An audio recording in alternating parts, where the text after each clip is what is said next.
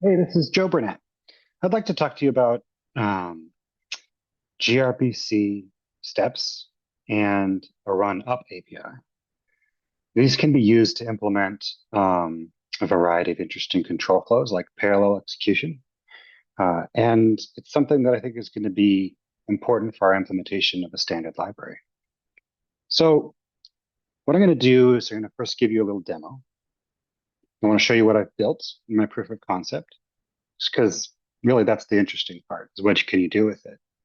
Um, and then I'm going to um, go on do some explanation about how delegation works in Step Runner, because gRPC steps are an advanced mechanism for delegation. And then I'm going to talk about this run up API, which I've been referring to, which is inverting the flow of control. And then I'm going to show you how you can use those two mechanisms, delegation and run up, to implement the standard library, filtering, compilation, several other use cases, and I'll show you how it's a core part of the step runner mechanisms. Then I want to do a little walkthrough of the standard library code that I wrote, so you can kind of see like what it's like. I'll show you the part that we add to step runner, and I'll show you how we use it. And finally, I'll talk about what comes next. Like, what does this mean for our project? Cool. So first, a demo. Yeah. So I made some changes to Step Runner, which allow it to call steps via gRPC and also service these run up requests. Then I used that mechanism to build a standard library that provides a bunch of interesting new features. So for here, for example, so what I'm going to do, the demo part of this is I'm actually going to kick off a job to run this. It takes a minute to download the image. So I'll kick off the job now, and then we'll let it run in the background while I explain what it's doing. Okay. All right. So that's going to run. So this here, let me go back to the code. These are a series of steps that use the new things that I built, just as an example. Here is a step. Sometimes it fails. It just retries over and over again until it succeeds. We have something like this in our incept test for Kubernetes. And I created a new keyword, pull. Here's a step that has a try, catch, fail mechanism. And these are examples. I mean, we don't have to make it like this. We can name it differently. So this runs. If it fails, then we catch. All right. And this one will. So you'll see it echo caught. And then this finally always runs no matter what. Here's an example where it succeeds and we don't catch it. Because if we catch, then we want to actually fail, right? Because that's wrong. And we run the finally. Here's an implementation of the when keyword. So each one is, by the way, each one of these inside try, catch, and finally, these are all individual steps. So you can put whatever you want in there. Here's an implementation of the when keyword, when true, when false. And we would want to set that from like inputs or some expression that we gather from either previous outputs or context or something. Here's an implementation of parallel. So these steps are all going to get run simultaneously with the same context. And just to make sure they really get shuffled up, they get shuffled anyway, but they just added a little random sleep there. So you'll see that. And finally, here is the glorious everything bagel. This is just to show you that you can actually compose these things. So here's a try step, right? And of course, um, it comes along with a catch. So if it fails, it will go into this path. It runs two things in parallel, right? One succeeds, just says, everything bagels, a little bit of everything. And the other one is sort of, I burn easily and fails periodically. Actually, 75% of the time it fails. But then also, this step has a pull. So it will try these two in parallel up to 10 times, running catch after each attempt. And I threw in when there just to show that you can actually do it. So let's have a look here. Let's see. Yay, we succeeded. Yeah, so here it is. we had to try like 9 times to get the first poll to success, but that's fine because we gave it 100. Try, fail, catch, and finally, kind of as expected, succeed, and finally, as expected. Um, yes, because we ran it when true. The other one didn't show up because we didn't run it, or at least we ran the step, but it didn't actually run this actual step. And then we got a bunch of these in parallel: 5, 4, 3, 6, 1, 2. Great. Um, it looks like it succeeded, which is great. Didn't burn our bagels. Um, yeah, there we go. So that worked. Okay. So how does this even work? Now we're going to get into the details. So I want to talk to you about delegation first. Delegation is the ability for a step to take over control of executing steps. Okay. So at a high level, when you say, please, this is a delegation step, step runner doesn't know, right? It just says, call this step. Fine. The step definition determines if it's a delegation step. And it says, hey, I'm a delegation step. Give it to me. I'll handle it. And I'll just give you the results back. The simplest mechanism is just it's a regular looking step. It has either exec or a series of steps, and that exec is going to return step results, the proto that the step runner actually emits. So this is how action runner works, right? It delegates everything to the action runner and gets the results. So all of that code lives outside the step runner. Now the gRPC delegation um, is when you want more control. So I want to show you what that looks like. I'm going to show you this proof of concept draft, and I'm going to talk over the proto. The proto is really important here because this is the interface between gRPC delegation, and it's also the interface for the runup API, which we're going to talk about in a few minutes. So there's a new step type here, gRPC. Now this is the proto. Okay, this is not the CI language. So like you can choose to express that however you like. We can decide like how you want to say this should be done via gRPC. But basically, what's going to happen is it will run this exec, and instead of getting back just the results, it's going to get back what's called a delegation. And a delegation is okay. Go to this endpoint and call this other step runner to get your results. Okay. So here's the definition of a delegation, right? It says go to this gRPC service, get the results from there. And when you call that gRPC service, this is what you should call it with. And it gives a continuation. So I thought a little bit about like the naming of these things, and continuation is, I think, the closest, is the best way to describe what this is. Continuation in programming is a point in the execution flow of the code that you can return to. And that's exactly what's going to happen here, because the code is going to come down to a point. It's going to have a delegation step, and it's going to run that delegation step. And at the end, it's going to say, okay, now go back to where you started and continue on this other gRPC endpoint, because you need a little bit of setup. You need to know what's the gRPC service. Maybe you need to start that service. Maybe you need to set up an environment. I don't know. Like you could do anything you want. In this particular example, it starts the gRPC service if it's not already there, and then redirects you to it. So when you call a gRPC delegating step, it returns to you a delegation. This socket file, we actually probably want to have a more general structure that includes like gRPC endpoints, etc. I took all the stuff except that's not like the step itself, and I put it in a container called context.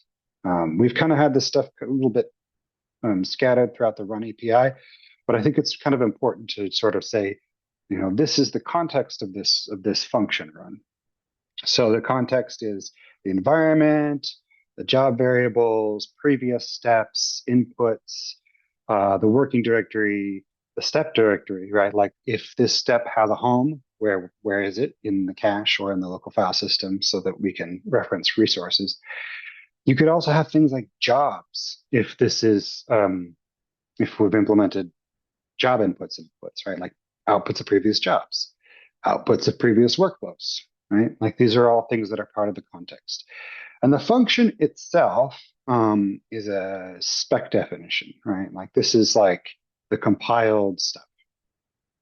Okay, so um, fine. You know, we go get our results from the gRPC service, which means step runners can turn around and call run again on another step runner. We've talked a little bit about this before with regard to like running things in a downward direction, like having a step that specializes in starting a container, putting a step runner inside, and then having the execution continue. Well, that's how this would work. Um, yeah, so we also want to capture, of course, we want to capture everything that happens in the whole execution, even if it's not in the main line. So I've added a sort of another delegation result, step result tree here. So step results could now also have this other throwaway tree that we created for delegation, just do the setup. We keep that because, like it's still important for debugging and for understanding your dependency graph, but it kind of disappears from the main line of execution and the expressions because it's we go back to that continuation. We go back to the point and continue on over the boundary. Okay. Run up. I want to talk about run up. This is something I haven't talked about a lot yet. And I want to show you what this API looks like. Let's see, where are we? All right, here. This is another API added to the main step runner thing. And there's something to note about this. It actually sends responses and gets requests. This is an inversion of flow control. We still want to call into the environment, right? Because there's still a hierarchy of environmental control. Step runner still control, GitLab runner still controls step runner still controls the steps that it creates, etc. But you do want to be able to ask for things to a higher level. So you provide this as a service. It's bidirectional streaming. So you call the runup API and say, hey, I'm here if in case you needed anything. Instead of just having it send and receive run requests, I multiplexed all of the APIs through this. So you can see here, a run up request can either be a run request, a follow steps, close, follow status, or a status request, right? Like, so we basically taken, with this API, we provide a request scoped client for you to be able to say, okay, that run that I just started, now I want to provide that specific run with the ability to do stuff. This is useful for like a downstream step to be able to access the higher level environment. Like, for example, my standard library doesn't actually run steps. It's all about flow control. So when it actually comes to time to run steps, it uses the run up API. So say, okay, run this for me. Tell me the results. I'll decide what to do with it, right? This is like how try catch would work. If the results are bad, then I'll run the catch. If they're good, then I'll just run the final. Same thing with parallel. It just makes multiple simultaneous calls to run up. They all run in parallel with different request IDs. This is like a recursive call, and then it chooses what to do. So yes, when you make these requests, you're going to want to connect the log stream and the step results stream in the same way that we do calling downwards. So you'll want to make the run request, and then you want to sort of bring those logs in and stream them back out as your own logs and service the requests that you've received. So that's why we need to multiplex this. It's not hard to do. All you have to do is you just, on the go side, you'll just have a switch statement. You get a message, you just check, oh, what kind of message is this to see which one you have, and you dispatch it. So you just got to kind of keep track of, so you'll have sort of a request for each scope you'll just have like a state for each request. And I've implemented the basic mechanics of this. The only thing I just, instead of doing all the details about connecting the streams, I actually just send back the full step result in the run request as a little hack, just to save a little time for the prototyping. Um, yeah, so that's kind of all I want to show you for run up. Um, Let me show you how that code is used. Okay, so what did I actually do? I created this thing called a gRPC delegate. All right. Before I show you the details of it, I want to show you where I wired this thing in. I put it in executable step, although yeah, I guess this is a fine place for it to live. I don't know. The structure's a little weird. So we do first we run the step. That's kind of up from here. We actually exec the step, right? Then we take the outputs, and we're about to do something with those outputs. In a normal step, you would read those outputs and sort of compare them against the definition. But for a gRPC delegation, we would actually expect it to be a delegation object, serialized, and that's just the beginning of our work. So what I have it do is I have it actually take the output file, create a new delegation from the file, which kind of like does the deserialization, gets everything started. I run this run up. Remember how I said you sort of connect to run up to service the request? And then here we block waiting for the outputs. Other than that, this is kind of how it wires in. What does this thing actually do here? Reads the file. Again, I only implemented like file socket. It connects to the address. It actually makes a client, sends the run request, and it sends the function and the context, right? The continuation context. So it has the continuation function and the continuation context, just sends those up as is, right? It doesn't ask any questions. This is like, here you go. This is what you said to call you with. And then it would turn around and it would do the streaming. Like would just be subsequent API calls. Here I'm cheating. I'm getting back the step result. Okay. And I send it. But that's okay. You can kind of see how that would work. Then here's where I prepare the run up API. I actually call run up, right? And I'm appending some outgoing context. So I'm going to call run up and I'm going to tell it what the scope is. And the scope is that request ID that I just sent here, right? I said run this thing and I'm going to take that ID and I'm going to get a client. Now this is going to be a bidirectional streaming client to that run up API.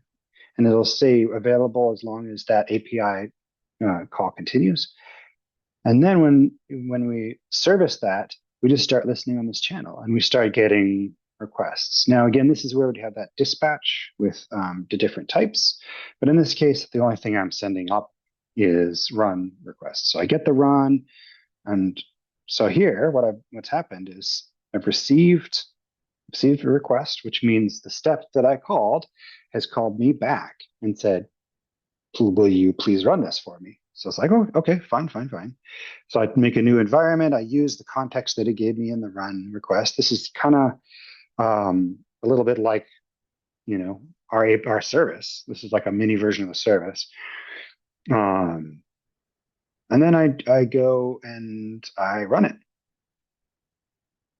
And then, so here's where I actually run that step, right? I run the step, I get the result, and I send that result back down again.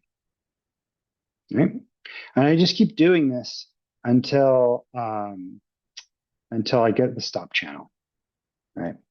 And that happens when the API hangs up. So here, when you call outputs, it sits there and waits for the outputs, and then as soon as it gets the outputs, then it shuts down the run up service because you don't need it anymore, right? Like you've already done everything that step is asked for. And then there's a little bit of boilerplate here. Okay, so that's how run up works. I mentioned you could use this for the standard library, but I kind of want to walk you through the code first. before I tell you about what else you can use it for. So here's, I showed you, um, I showed you the use of these things, poll, try, catch, finally, but it's still, there's like, doesn't answer any questions yet. So let me come over here to my sweet project, Hello Standard Library, and I want to show you what these steps actually look like. So here's a poll step. So here's the step. It takes as input a struct, which is the step to run, right? And how many times to run it, a limit. And here I've chosen just to express this in the CI language as gRPC. It gets compiled down to like a regular exec with type gRPC. Then you run a command. It runs my binary. It says, okay, please delegate to this function. Here's the context file. So this is a new thing I created. I really needed like the full context because it was a big pain to like take all of the environment and all the inputs and everything and serialize them on the command line because then you got to worry about escaping and stuff. So I think this is a very helpful thing to provide. So I just point to the context file, point it to where the output file should go because that's where it's going to write the delegation object. Um, and then it does so. So if I come back up here and it runs this here, it says, okay, great.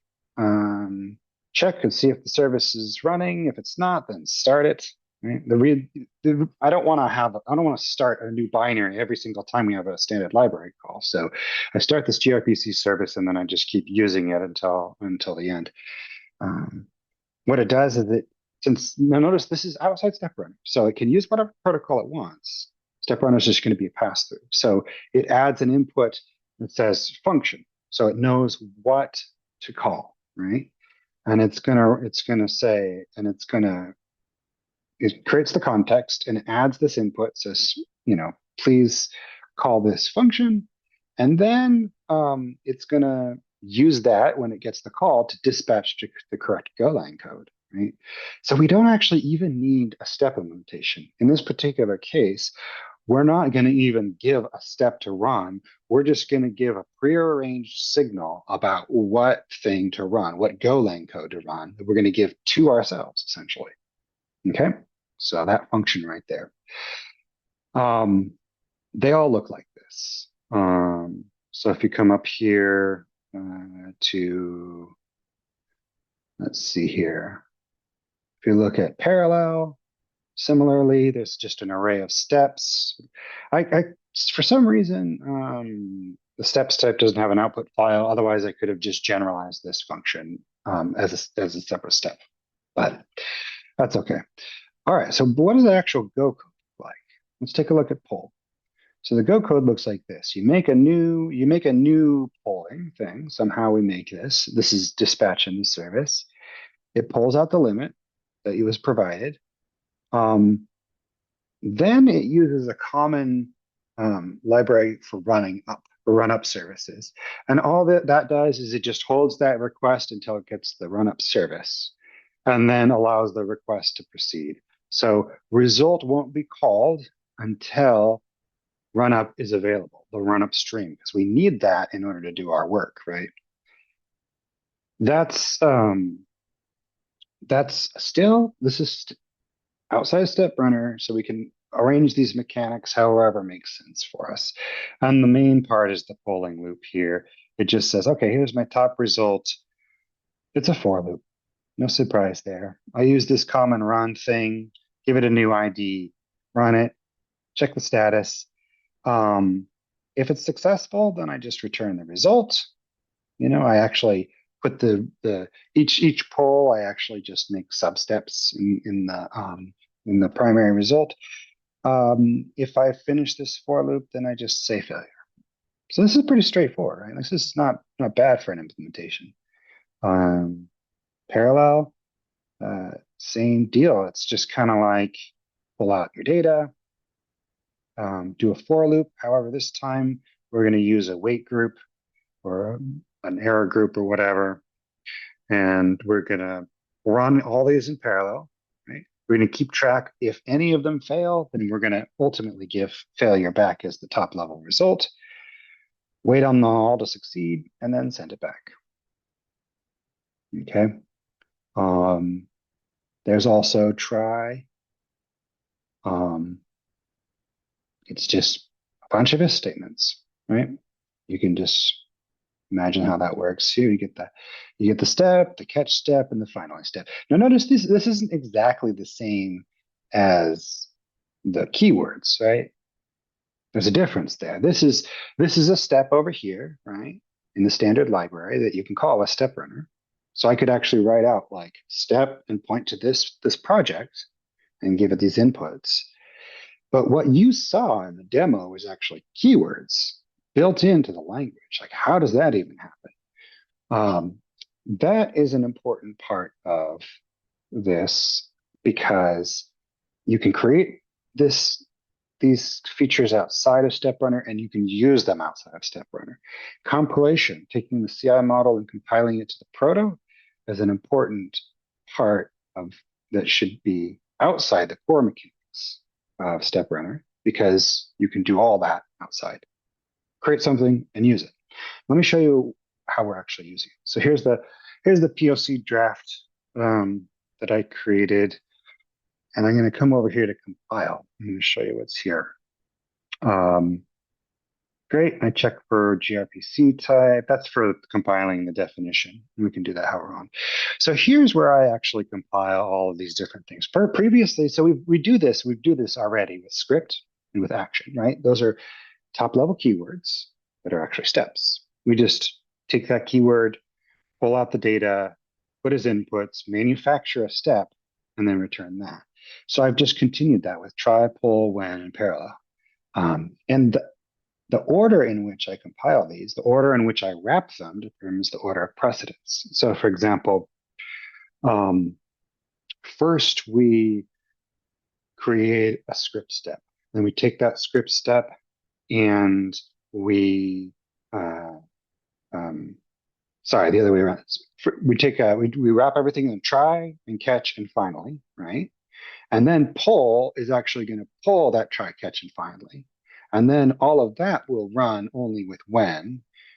And then parallel. Doesn't really actually make much of a difference here between these two, but like the point is you have full control over the language, right? You can choose what it means for you to say these things, right? Like you could see like matrix, there's a lot of different things that you could put into the language to make it expressive, and you can choose exact and control exactly what that means in terms of execution flow.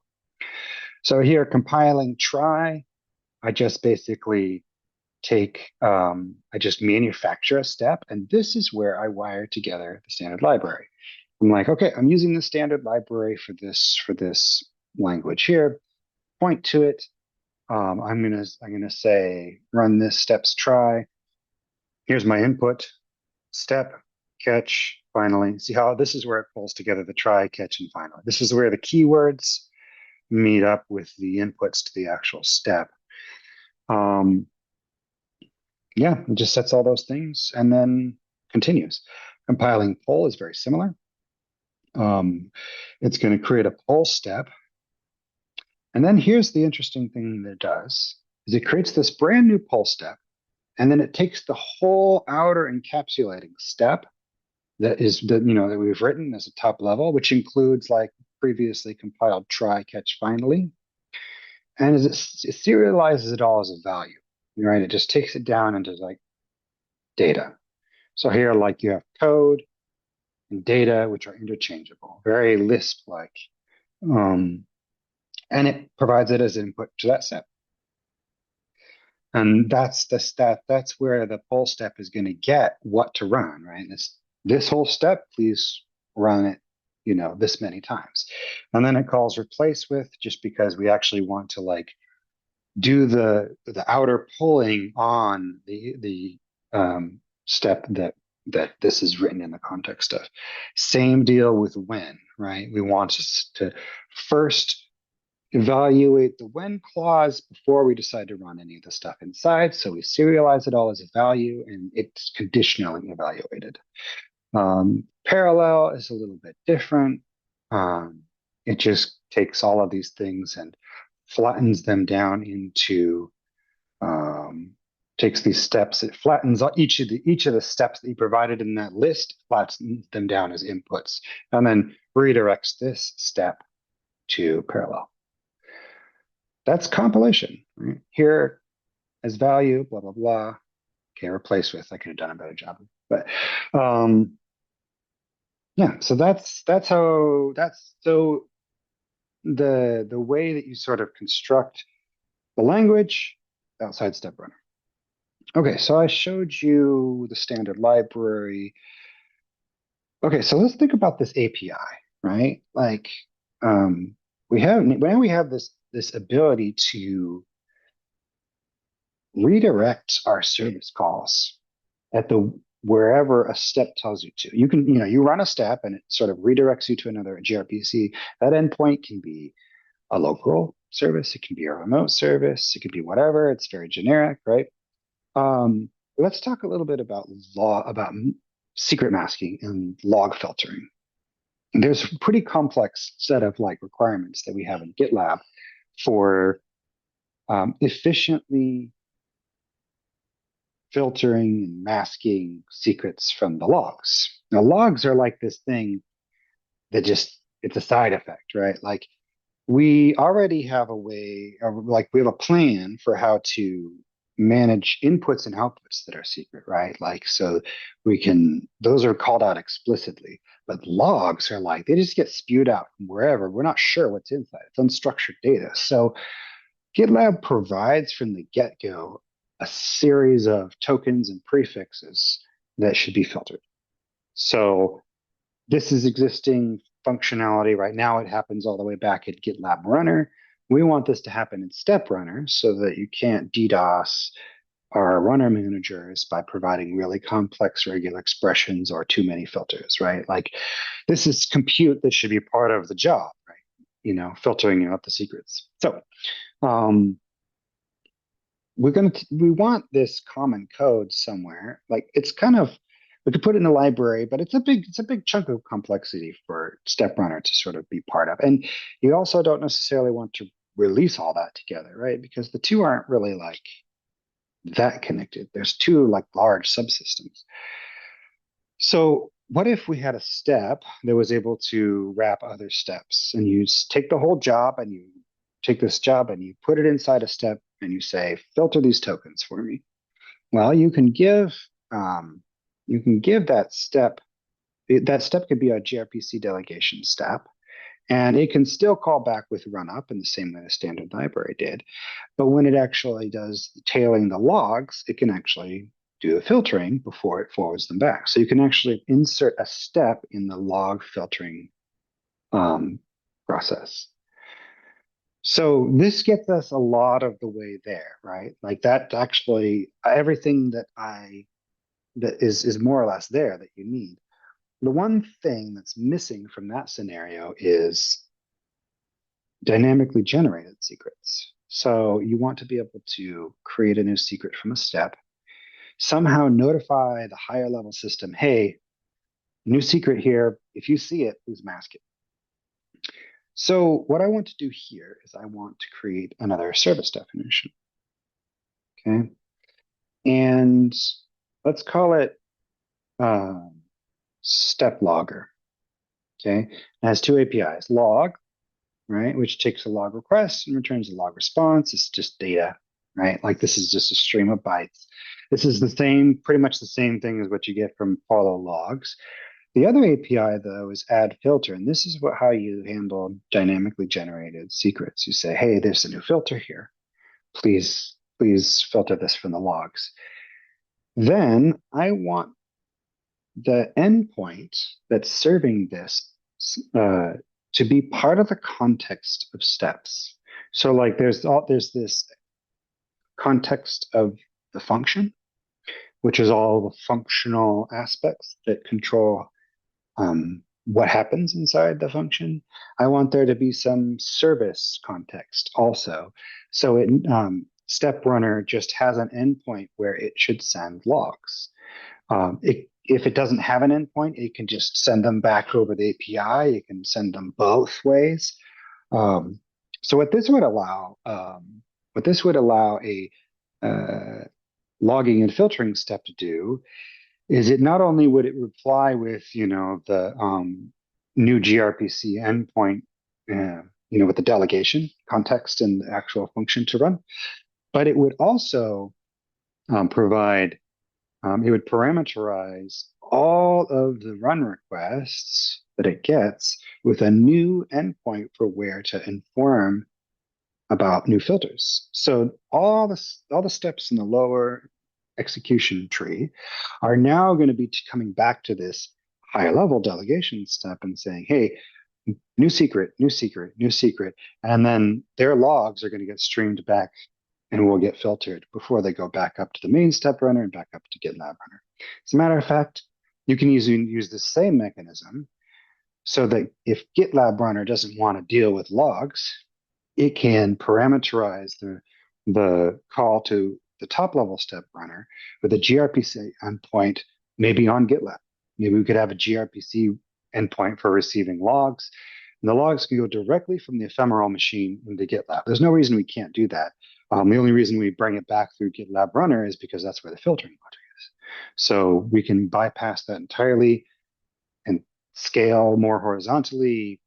And these things can just be even more independent.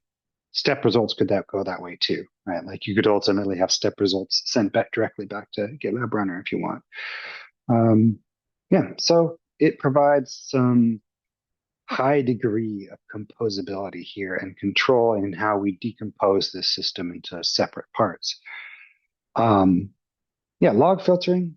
What about compilation? I mentioned compilation a couple times. Um, we Right now we only have one CI language. That's all that we're targeting. But there's the idea that you kind of take this YAML file and you turn it into this proto that we run on. That's what I'm calling the compilation. The proto is like a much simpler bytecode type thing that we just interpret. So the step runner is an interpreter of the proto. The proto is compiled from the steps. That compilation process can be cached, right? Because it's the same step over and over again. If you can compile from different syntaxes, you could compile, maybe you could want to compile GitHub Actions directly into StepRunner and run it natively. Maybe you want to compile something else. Maybe you want to have more than one syntax. Maybe, we've got all this, we're building StepRunner for CI, but maybe, for events, maybe we want to have a different syntax. Maybe like there's something that fits the problem space better, but you compile to the same bytecode, you get the same system. That compilation can be a service too.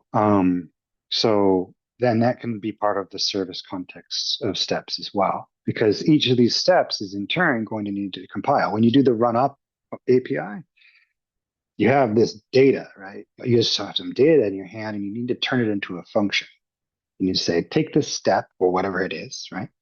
And turn it into my function. That's compilation. So if I have a context, then I know who to call. And initially, StepRunner, it's fine for us to hard code it in right now, but eventually maybe we start by having StepRunner also have this service available. Then it can call itself for compilation and then send the function back up. Yeah, so you provide it with a dialect, string step, and you get back the function. So this is probably the furthest away use case, but it's important to vet.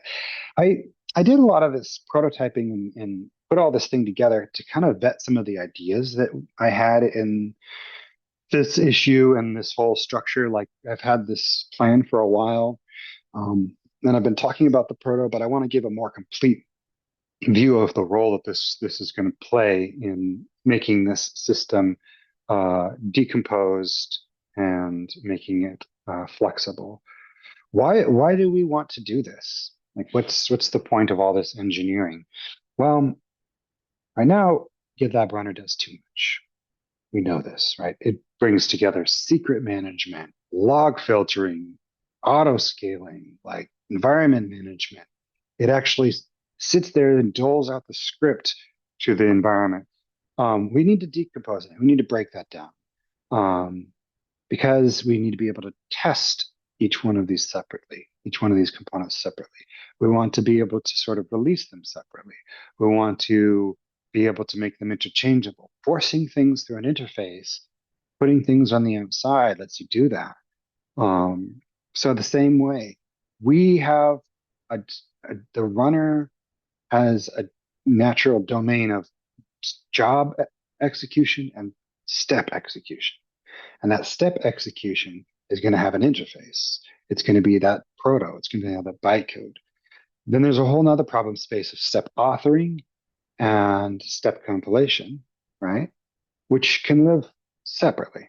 It can be done separately. You see how much simpler it gets when you run everything through the interface, because they're all the same, right? Like we build a limited number of these mechanisms and then you use the same thing over and over again. When you have fewer pieces and that are orthogonal that you can use to recompose the thing that you want, you can move faster because a lot of the stuff that you need is already there. So, for example, if we want a new or different way of filtering secrets, maybe we want to have some other system tell us what the secrets are that we should be filtering. Right? You can see how you can wire that in because you can have a step that connects to some other system that will tell it what it should be filtering. If you want to have a different standard library implementation or a different standard library entirely, you can just point to a different step, different language, different compiling step. Um, so it gives us maximum composability. It gives us speed of execution when things are simple. It gives us reliability boost because like putting things behind this gRPC service lets, for example, steps run in the environment, the job environment entirely. Lets us remove things from that are kind of unnecessary, like the step the GitLab runner doesn't need to be in the data path for logs, right? Um, and it also lets us like reason about these more smaller level. See, I found it nice for development too because I was able to take each of those steps and just run them one at a time. And I had a debugger. Actually, I started the standard library with Delph and I ran Step Runner with Delph. And I was able to have debug points on both sides just to see exactly what was going on. So it actually really helped with development. The simpler things are, the less complex they are, the easier they are to sort of mock out, carve out, reproduce, run locally, and work with. So yeah, that's kind of what we're after here. So gRPC steps are an important part of that.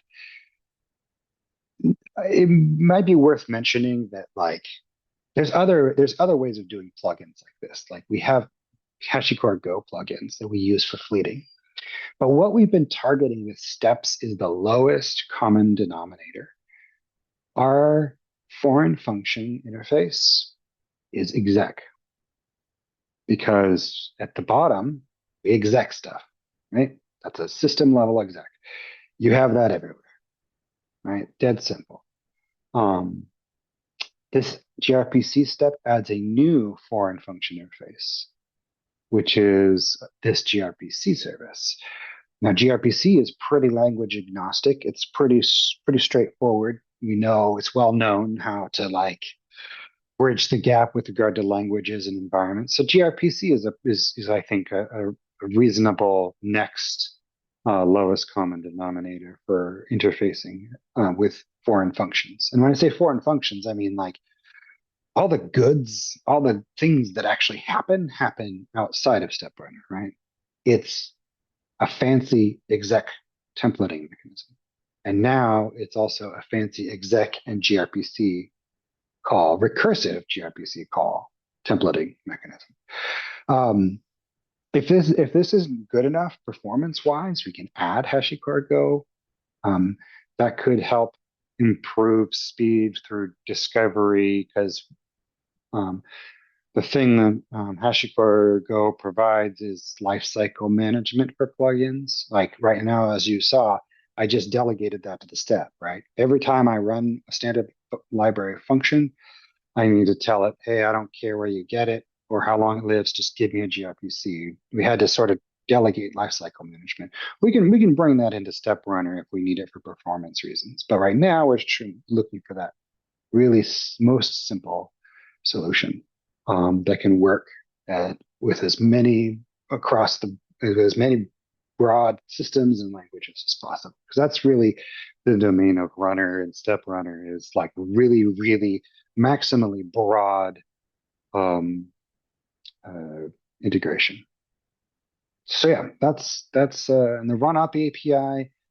Um, the other thing that I didn't really touch on, I mentioned isolation. I don't think I really highlighted that very much. Um, One of the mechanisms that this provides, there's more than one reason to have the run-up API. Another reason besides flow control is for isolation. Like if you want to run a step in a separate VM, like maybe it's a trusted step, maybe it's an untrusted step, right? You want to run it in an entirely different VM, your run-up request can include something about isolation context. And then Step Runner, which doesn't actually control VMs, right? It's in a VM, can turn around and ask GitLab Runner, right? So if, for example, I'm servicing run-up requests, I get one, I look at the isolation. It's not my isolation, right? Like I'm in a VM, but it's somewhere else. It's asking for something I don't have. I should also be having a higher level authority that gives me a run-up service. So GitLab Runner would want to also call and connect. So I could turn this around and GitLab Runner could say, okay, first of all, does policy allow you to create another VM? Is that okay? If yes, then I'll make another VM and I'll send that request down to that VM. When I get the results back, I'll let you stitch it back into the tree wherever it is. Um, yeah. So